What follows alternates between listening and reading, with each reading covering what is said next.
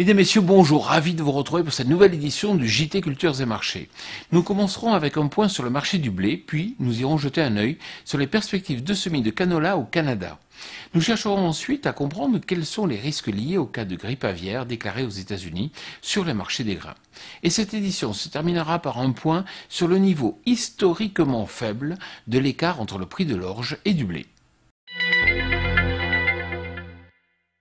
La chute des prix s'accélère en blé. Le marché a désormais franchi le seuil psychologique des 180 € par tonne en ancienne et en nouvelle campagne. Dans ce contexte, trop peu d'éléments de risque climatique peuvent agiter le marché. Les opérateurs guettent désormais le retour des importateurs mondiaux qui ont toutes les raisons de préférer le blé français qui demeure, il ne faut pas l'oublier, le moins cher au monde. C'est un fait connu, le Canada est le premier producteur mondial de canola. Il s'agit d'une variété cousine du colza, mais semée au printemps et OGM.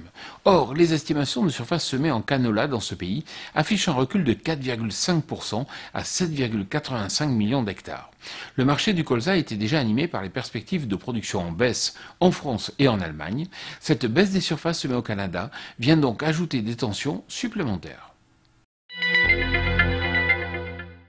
Environ 4 millions de poulets et 3 millions de dindes ont jusqu'à présent été affectés par la grippe aviaire aux États-Unis.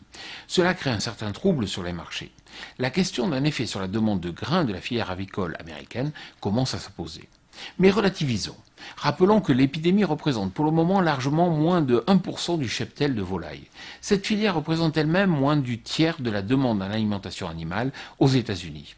Difficile donc pour le moment d'attacher un rôle autre que psychologique sur l'évolution du prix des grains. L'écart de prix entre l'orge fourragère et le blé meunier s'affiche désormais à seulement 1 € par tonne en faveur du blé. Ce niveau est historiquement faible. Il reflète à la fois la pression accentuée sur le marché du blé ainsi que l'intensité des tensions sur le marché de l'orge. Les exports d'orge en direction de la Chine continuent en effet d'animer le marché. Les disponibilités en orge pourraient être particulièrement sollicitées tout au long de la campagne 2015-2016. Alors si vous aussi vous recevez un email vous informant de la mise en ligne de ce JT Culture et Marché, surtout n'hésitez pas à le transférer à vos amis. Voilà, le JT Culture et Marché c'est terminé, je vous souhaite bien sûr une excellente semaine.